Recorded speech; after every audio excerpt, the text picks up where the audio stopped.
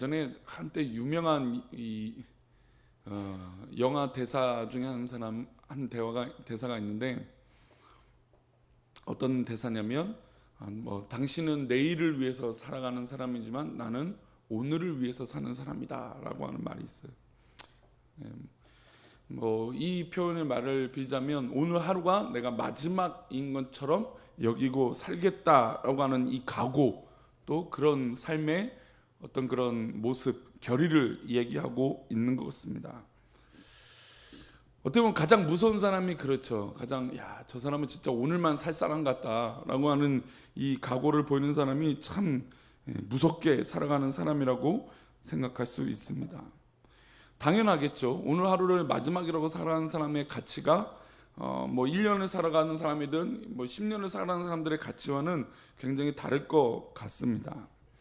그러니까 그 하루를 마지막이라고 여기고 하루하루를 쌓아가면, 그 훈련들을 쌓아가면 아마 시간이 지나가면 지나갈수록 다른 사람들과 어떤 그런 준비됨이나 훈련됨이나 또 성장하는 것은 분명히 다른 현격한 차이를 보이게 되겠죠.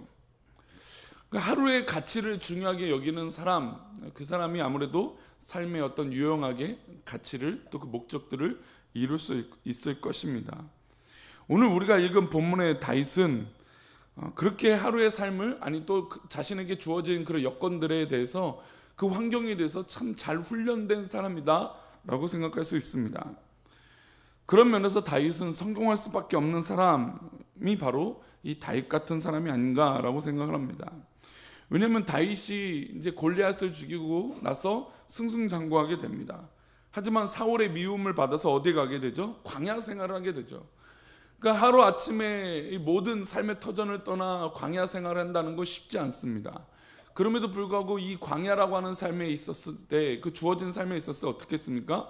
적응하고 순응하고 살았다는 것이죠. 즉 주어진 이 환경과 여건에 그 맞춰서 훈련을 받고 그 환경들에 따라서 그 삶을 이어가며 살았다는 것이죠. 그러니까 즉 포기하거나 어떤 그런 다른 방법을 구하며 살았던 것이 아니라 주어진 환경에 맞춰서 훈련을 받고 살았다는 것입니다. 게다가 어려서는 아버지 집에서 양을 치던 목자로 살았습니다. 이제 왕궁에 들어가서 임금의 또 사울 왕의 오른팔이 된 적도 있었습니다. 전쟁에 나가면 막 승리도 했던 사람이에요. 그러니까 승부욕이나 어떤 그런 삶의 그 기질로 봤을 때는 이렇게 광야의 삶을 산다는 게 정말 어려운 일이었을 것입니다. 그런데 이 다윗이 어려움을 또 겪게 됩니다. 왜냐하면 자신을 죽이려고 하는 그런 사울의 손길들이 계속 뻗쳐져 있기 때문입니다. 사울뿐만 아니죠. 자기와 함께 전쟁을 했던 수많은 이 적국이 당연히 이 다윗을 가만두지 않았을 것입니다. 편하게 자기 한 몸은 맡길 곳이 없었던 이 다윗이었습니다.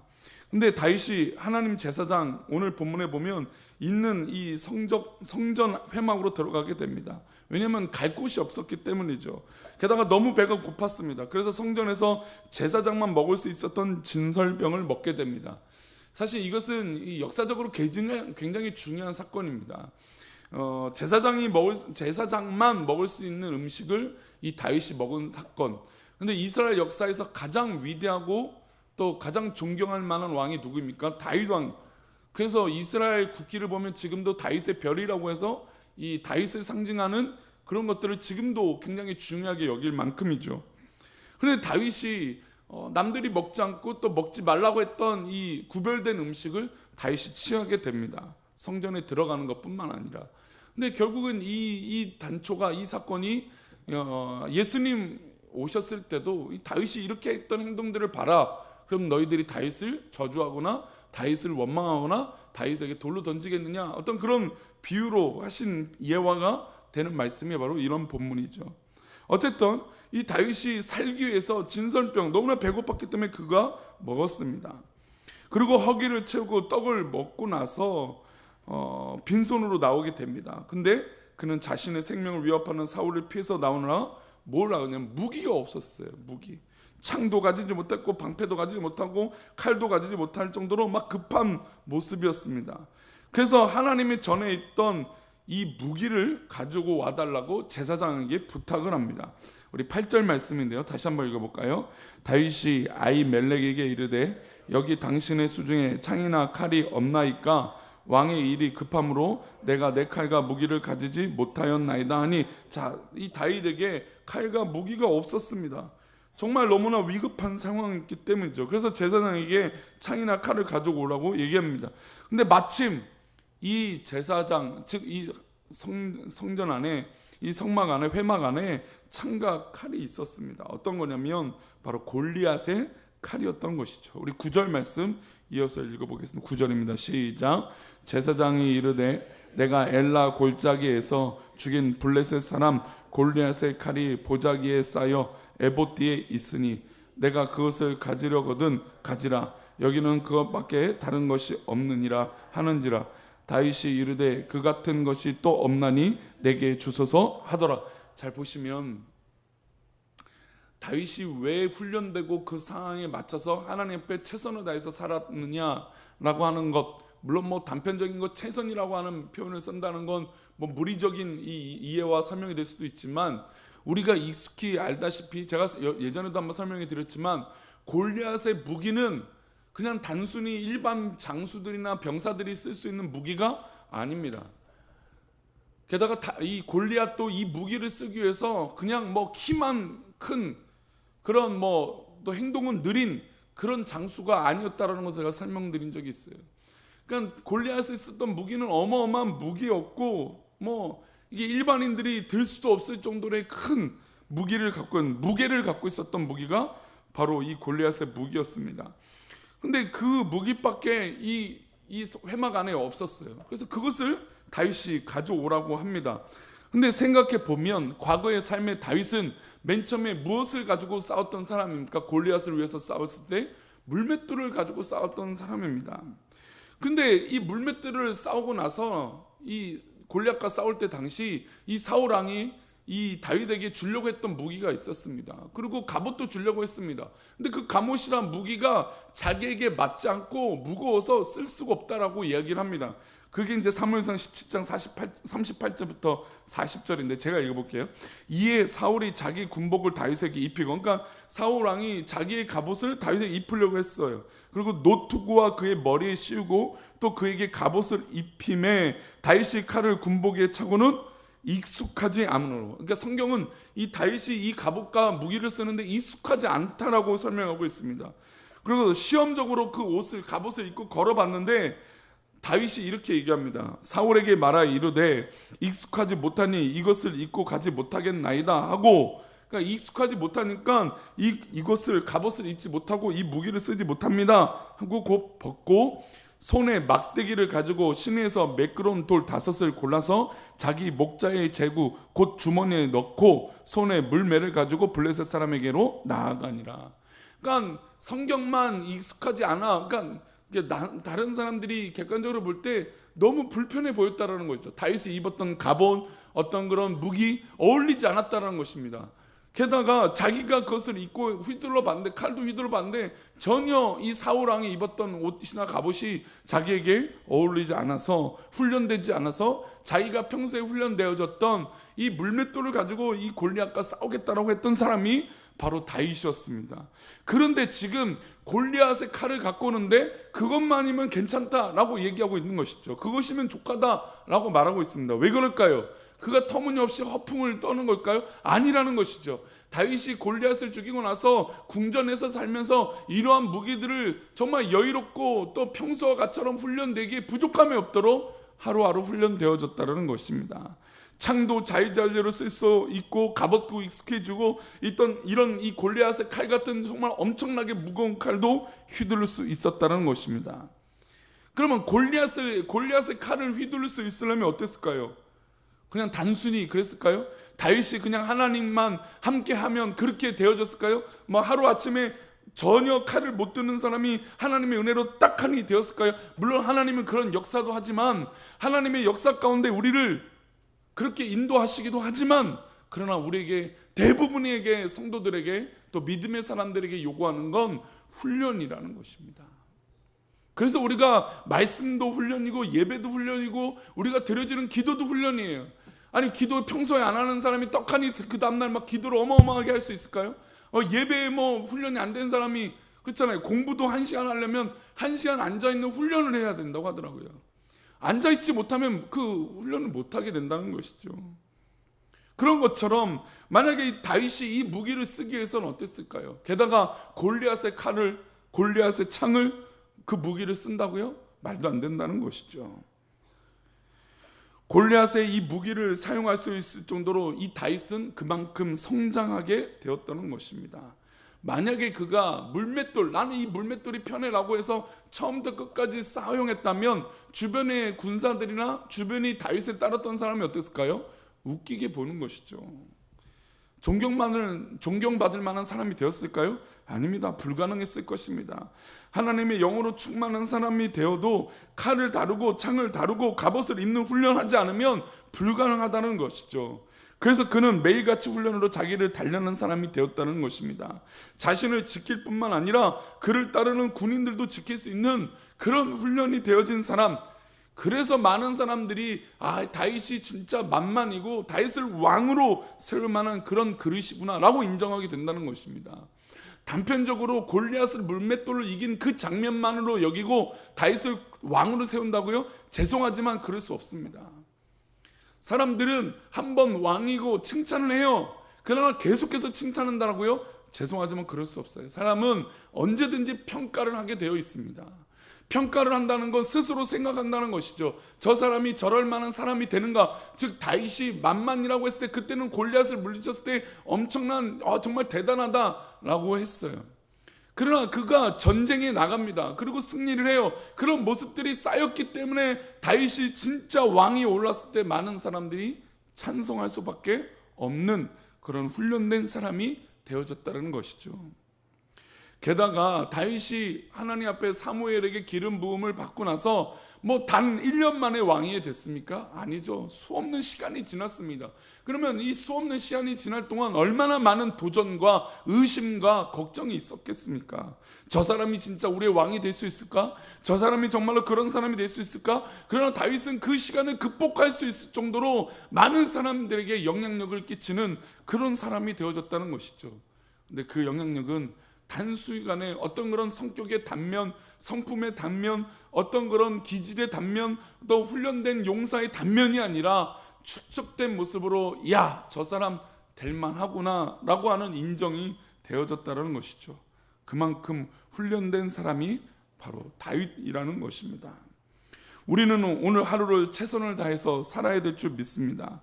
믿음의 성장과 성숙을 더해가면서 처음 믿었을 때 모습보다 더 훈련되어지고 성숙해져야 될 줄 믿습니다. 목회자도 마찬가지고 성도들도 마찬가지죠. 어떤 성도가 맨 처음부터 그렇게 하나님의 은혜 없이 사는 성도가 어디 있겠습니까? 다 하나님의 은혜를 사모하고 막 뜨거웠던 시절이 있습니다. 그러나 그 한 뜨거운 그 시점, 그것으로 평생을 가서는 안 되는 것이죠. 계속 날마다 새로워져야 됩니다. 제가 어제 수요 예배 때 잠시 그 얘기를 나눴지만 하나님 앞에 새로워졌다라는 건 내가 성령의 충만을 입어 또 새로워지는 것이에요. 그리고 그 새로워지는 건 성령의 충만한 것뿐만 아니라 실제적으로 우리의 마음가짐과 삶에 드러나는 모습도 새로워져야 돼요. 그러지 않으면 안 된다는 것입니다. 일만 열면 또 말씀만 하면 또 과거만 떠오르면 그때는 열심히 했는데, 물론 지금은 건강도 안 좋고 여러 가지 환경이 어려워서 그럴 수도 있어요. 그때가 참 좋았다라고 하는 좋은 추억을 떠올릴 수 있는 것 참 좋은 겁니다. 그러나 그때는 열심히 했는데 지금은 그런 마음가짐이 없다라고 하는 건 그것은 사람들에게 핑계일 뿐이라는 것이죠. 우리는 그 모습이 누구한테 있습니까? 하나님 앞에 있다는 것입니다. 그러면 하나님 앞에 나아가서도 하나님, 제가 과거에는 열심히 했어요. 지금은 이렇습니다. 이게 우리의 하나님 앞에 핑계가 되냐 이것이죠. 안 된다는 것입니다. 그래서 물론 그때의 젊은 만큼 우리가 그런 모습은 보여지지 않을지라도 또 다른 모습으로, 또 다른 열심으로, 또 다른 기쁨으로, 또 다른 충만함으로, 또 다른 성령의 기쁨으로 우리는 하나님 앞에 쓰임 받아야 될 줄 믿습니다. 이게 바로 믿음의 사람들의 모습이어야 된다는 것이죠. 그래야 세상 사람들도, 또 하나님을 믿지 않는 사람들도 우리에게 대해서 저렇게 사는 것이 맞구나 라고 깨닫게 된다는 것이죠. 한국 교회가 얼마나 큰 이 성장을 했습니까? 수많은 사람들이 목회자 하면 야 그래 어려움이 있으면 그래도 목사님한테 상담하면 야 될 거야 도와줄 거야 라고 했던 시절이 있었습니다. 근데 지금은 교회 가라가는 말 안 하죠. 물론 뭐 그런 경우도 있지만 극히 적어들었죠, 예전에 비하면. 근데 한국 교회가 과거의 영광에만 취하면 어떻게 하나님 앞에 성장할 수 있겠습니까? 그리고 지금의 현실을 직시해야 돼요. 수많은 다음 세대가 교회를 떠나고 있습니다. 그리고 이 예배당에 정말 무엇이 채워지고 있는 것인지 고민이 될 정도로 어려움이 있는 게 한국 교회의 현실입니다. 이때 우리는 오늘 하루가 이 하루에 주어진 이 하루에 하나님 앞에 감사하며 또 훈련되어지고 성장해 나가는 그런 믿음의 사람들이 되어야 될 줄 믿습니다. 오늘 하루에 대해서 최선을 다해서 경주하기를 축복합니다. 그래서 다윗이 지경을 넓힐 수 있었던 것이죠. 그래서 다윗이 이 어려움을 결국 극복하고 나서 왕이 오를 수 있었던 것입니다. 우리도 그런 믿음의 모습처럼 다윗처럼 하루하루 성장하며 승리하는 우리 귀한 사랑하는 성도 되시기를 축복합니다. 오늘 맥체인 성경교회 고린도전서 3장의 말씀 보겠습니다.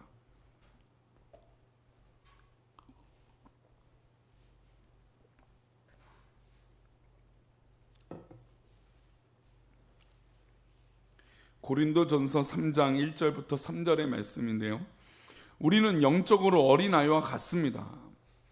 계속해서 성장하고 자라야 합니다. 그리고 오늘 하루를 그렇게 훈련하며 살아야 되는데 그 비결은, 그 모습은, 그 방법은 바로 육신에 속하지 말고 주님 말씀 가운데 살아가야 된다는 것이죠. 우리 1절과 2절 말씀 먼저 읽어봅니다. 고린도전서 3장 1절 2절입니다. 형제들아, 내가 신령한 자들을 대함과 같이 너희에게 말할 수 없어서 육신에 속한 자 곧 그리스도 안에서 어린 아이들을 대함과 같이 하노라. 내가 너희를 젖으로 먹이고 밥으로 아니하였노니 이는 너희가 감당하지 못하였거니와 지금도 못하리라. 내가 신령한 자들을 대함과 같이 너에게 말할 수 없어서 육신에 속한 자 곧 그리스도 안에서 어린아이들을 대함과 같이 하노라. 그래서 지금 고린도 교회 성도들을 향하여 지금 어린아이와 같은 모습들이 있기 때문에 정말 이게 뭐 젖으로 먹이고 또 밥으로 아니한 이유가 있다. 너희들이 아직 어린아이 같기 때문에 그렇다. 그렇죠. 우리가 아이들을 우리 성도님들 키워보시지 않지만 아니 갓 태어난 아이한테 밥을 줄 수 있습니까? 아니 치아도 없는 이도 없는 아이한테 막 씹어 먹으라고 줄 수 있습니까? 안 되죠. 그게 성당해져고, 왜냐하면 감당하지 못하기 때문이에요. 그러면 왜 감당하지 못했느냐? 3절입니다. 왜 그런 모습이 있느냐? 3절 읽어봅니다. 시작. 너희는 아직도 육신에 속한 자로다. 너희 가운데 시기와 분쟁이 있으니 어찌 육신에 속하여 사람을 따라 행함이 아니리요. 즉 우리 가운데 예수 믿고 구원받은 하나님의 귀한 백성들이 되고 성도가 되었지만 아직 육신에 속한 모습들이 있다라는 것이죠. 그래서 이 어린아이 같은 모습이 이제 성장하고 훈련되어져야 된다는 것입니다. 아직도 내가 원하는 그것을 말하고 시기와 분쟁이 있으면 안 된다는 것이죠. 이게 바로 우리 오늘 하루를 우리에게 주신 이유이고 우리를 훈련시켜 주시는 이유입니다. 요즘은 시대의 문제는 사실 다른 것 문제보다 아무것도 안 하는 게 문제입니다. 성장할 이유도 없고 뭐 커야 될 이유도 없고 내가 뭘 해야 될 가치도 없고 그냥 내가 하고 싶은 그냥 그것만 하고 싶은 시대가 되었습니다. 그러니까 참 답답하죠. 뭐라도 하려고 하면 뭔가 변화도 일어나고 성장도 일어나는데 아무것도 안 하려고 하는 그런 것. 그냥 그 부분만 하면 딱 내가 누릴 수 있는 것만 하면 좋겠다라고 하는 시대에 살고 있습니다. 참 마귀가 전략을 잘 세운 것 같아요. 그럼 우리는 이때 어떻게 해야 될까요? 우리 도전을 받아야 돼요. 내가 어떻게 이 성장을 할 수 있을까? 이 도전을 할 수 있을까? 또 이 일들을 할 수 있을까? 하다 보면 될까요? 안 될까요? 안 돼요. 어려워요. 그러니까 누구한테 매달릴 수밖에 없을까요? 하나님의 섭리에 맡길 수밖에 없는 거예요. 하나님 왜 안 될까요? 왜 어려울까요? 왜 이렇게 부딪힐까요? 하나님 도와주세요 라고 기도할 수밖에 없다는 것이죠. 어린아이는 젖을 먹여주고 또 정말 가른 음식, 죽 같은 거, 또 유아식만 먹을 수밖에 없는 존재예요. 그럼 언제나 그렇게까지 있을 수밖에 없는 것이죠. 그렇게 있으면 안 된다는 것이죠. 자라야 되죠. 그럼 우리 사랑하는 성도들 어떻게 될까요? 우리가 성장하기 위하여, 자라기 위하여 도전받는 우리 성도님들 되시길 축복합니다. 지금 있는 상황에 안주하지 마시고 이제 이거 하나 응답받았어, 이제 이거 하나 해결됐어 라고 안주하지 마시고 또 다른 성장과 믿음의 훈련이 되기 위해서 하나님 앞에 기쁨으로 쓰임받는 오늘 하루가 되시기를 축복합니다. 그래서 하루가 가치 있고 기쁨이 있는 것이죠. 그런 은혜가 있는 우리 귀한 사랑하는 성도들 되시기를 축복합니다. 기도하겠습니다. 하나님,